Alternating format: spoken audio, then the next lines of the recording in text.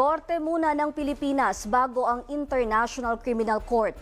Ito ang hinahandang resolusyon ng minority bloc kaugnay sa mga posibleng arrest warrant laban kina Senador Bato de la Rosa at Bongo. Nasa Senado si Gazi Sarip para sa kabuang ulat. Gazi?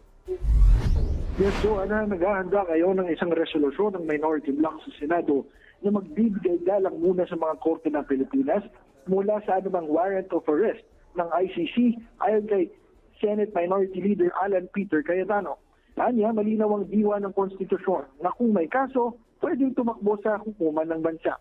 Hindi umano pwedeng basta lamang damputin ng isang Pilipino at dalhin sa ibang bansa tulad ng nangyari kay dating Pangulong Rodrigo Duterte.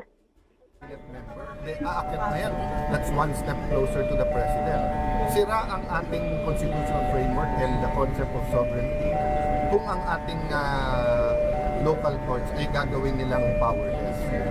So I do understand that there are emotions. Sumiklab ito matapos pangalanan sina Senator Bongo at Senator Bato de la Rosa bilang co-perpetrator sa crimes against humanity case laban kay Duterte.